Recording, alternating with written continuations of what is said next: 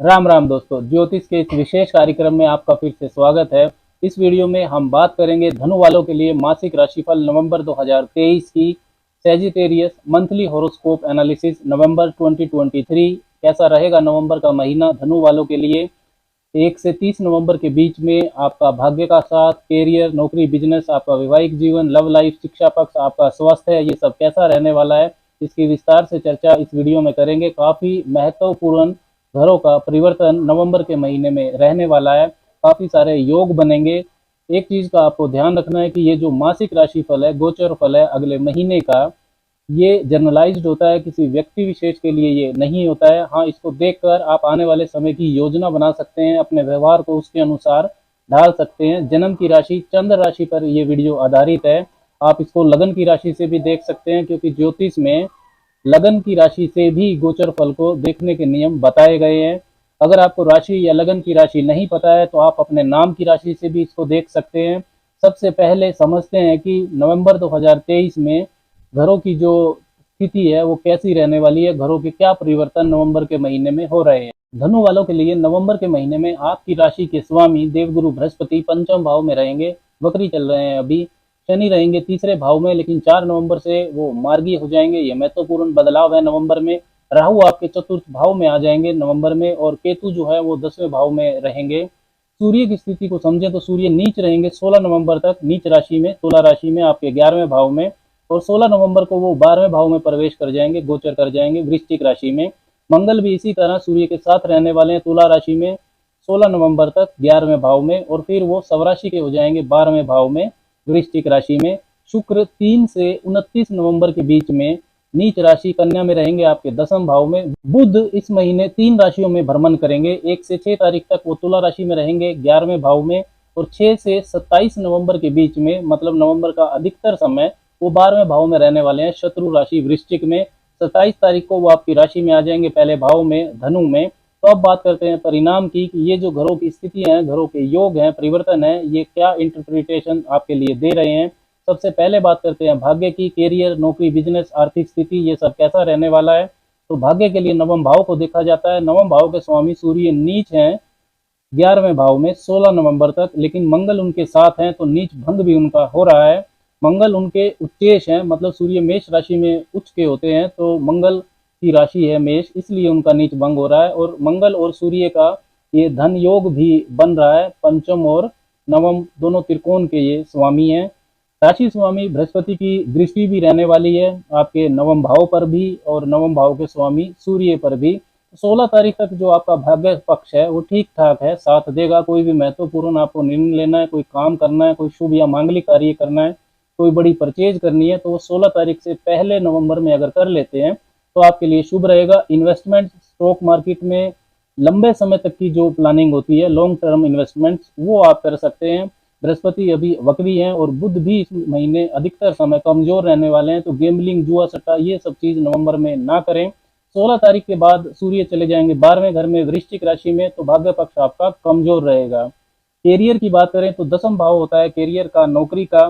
10वां भाव में नीच के शुक्र हैं केतु के साथ, और जो 10वां भाव के स्वामी हैं बुध, वो 12वें भाव में रहेंगे कमजोर स्थिति में शत्रु राशि में। तो जो भी करियर में परिवर्तन आपके हो सकता है, अनचाहा परिवर्तन हो सकता है, मेहनत का फल आपको ना मिले। छठे भाव के स्वामी होकर शुक्र नीच हो रहे हैं 10वें भाव में, तो जो छठे भाव की चुनौतियां हैं उनको लेकर वो 10वें भाव में आएंगे, तो चुनौतियां रहेंगी। गुप्त शत्रु परेशान कर सकते हैं, स्त्री वर्ग से परेशानी हो सकती है, रोजमर्रा के संघर्ष से असंतुष्टि रहेगी आपको। केतु 10वें भाव में बड़े बदलाव करने की प्रेरणा भी देता है। नौकरी छोड़कर बिजनेस करने की सोचना, या बिजनेस कर रहे हैं तो नौकरी करने की सोचना, ये सब बातें दिमाग में आ सकती हैं।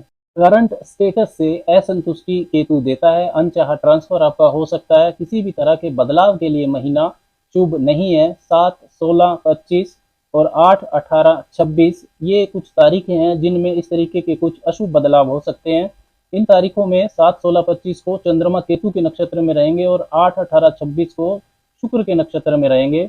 शुक्र देखिए आपके छठे भावों के स्वामी होने के साथ ही आपके लाभ के स्वामी भी हैं, 11वें भाव के स्वामी भी हैं, केंद्र में है 10वें भाव में, नीच के जरूर हैं, लेकिन केंद्र में होने की वजह से आपका पहले से कोई अच्छा काम किया हुआ है, या आपके पिता के थ्रू, या आपका स्टेटस और अथॉरिटी के कारण आपको कुछ लाभ भी दे सकते हैं। 8, 16, 26 तारीख को कुछ लाभ भी आपको हो सकता है। 11वें भाव में आपके सुंदर योग बन रहे हैं। 16 नवंबर से पहले सूर्य मंगल रहेंगे वहां पर, और बृहस्पति से उनका दृष्टि संबंध रहेगा। तो सूर्य आपके नवम भाव के स्वामी और मंगल पंचम भाव के स्वामी, तो ये धन योग हुआ। और सूर्य और गुरु का जो दृष्टि संबंध है ये भी केंद्र त्रिकोण का संबंध हुआ, और मंगल और गुरु का दृष्टि संबंध भी केंद्र त्रिकोण राजयोग बनाता है। तो ये 16 नवंबर तक अच्छे लाभ की तरफ इशारा करते हैं। इस महीने 16 तारीख से पहले काफी धन लाभ आपको हो सकता है। सरकारी कार्यों से, आर्ट एंड क्रिएटिविटी से यदि आप जुड़े हैं, जमीन के काम से, रियल एस्टेट से, टीचिंग, ट्रेनिंग, एजुकेशन, कंसल्टेंसी के काम से, इनसे विशेष लाभ की संभावना धनु वालों के लिए रहेगी। जो धनु वाले नौकरी पाने का प्रयास कर रहे हैं, 16 नवंबर से पहले उनको शुभ समाचार मिल सकता है, उनका प्रयास सफल हो सकता है। 1, 4, 5, 8, 10, 13, 14 ये वो तारीखें हैं जो इन योगों की वजह से शुभता आपको इन तारीखों पर मिल सकती है। 16 तारीख के बाद सूर्य और मंगल दोनों आपके लक्ष्मी स्थान के स्वामी, पंचम और नवम भाव के स्वामी चले जाएंगे 12वें भाव में। मंगल वहां पर सबग्रही हो जाएंगे, 12th Lord in the 12th house.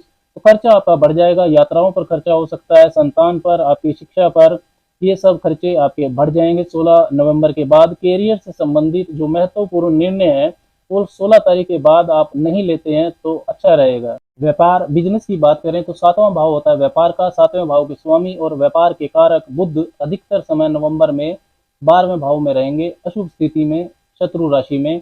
खर्चे ज्यादा और लाभ कम हो ऐसी स्थिति रहने वाली है, उतार चढ़ाव रहेगा व्यापार में। बुध क्योंकि शत्रु राशि में है तो क्लाइंट्स और कस्टमर से रिश्ते भी आपके खराब हो सकते हैं। 16 तारीख के बाद सूर्य और मंगल भी बुध के साथ ही रहने वाले हैं, तो महत्वपूर्ण व्यापारिक निर्णय काफी सोच समझ कर लें नवंबर में। व्यापारिक विस्तार के लिए भी ये महीना ठीक नहीं है। 5, 15, 24 ये कुछ तारीखें हैं जहां पर बिजनेस में कुछ उतार चढ़ाव देखने को मिल सकता है। 16 तारीख के बाद जो जो आपके भाग्य के स्वामी है सूर्य और 12वें भाव के स्वामी मंगल, वो 12वें भाव में ही होंगे। सूर्य मंगल बुध की युति होगी। तो यदि आपका काम विदेश से जुड़ा हुआ है, विदेश से जुड़ा हुआ कुछ काम करते हैं, आप टूर एंड ट्रेवल का काम करते हैं, इंपोर्ट एक्सपोर्ट का काम करते हैं, या मल्टीनेशनल कंपनी में नौकरी कर रहे हैं, तो आपको कुछ लाभ की स्थिति भी बन सकती है। 5, 15, 24, 18, 20 और 27, 29 ये वो तारीखें हैं जहां पर आपको लाभ हो सकता है। वैवाहिक जीवन भी 7वें भाव से ही देखा जाता है। 7वें भाव के स्वामी बुध कमजोर हैं, शुक्र भी इस महीने नीच हैं, और 16 नवंबर के बाद मंगल जब 12वें भाव में होंगे तो मंगल की जो 8वीं शत्रु दृष्टि है वो आपके 7वें भाव पर रहेगी। तो रिलेशनशिप, वैवाहिक जीवन, बिजनेस पार्टनरशिप, इनके लिए महीना काफी सावधानी वाला है।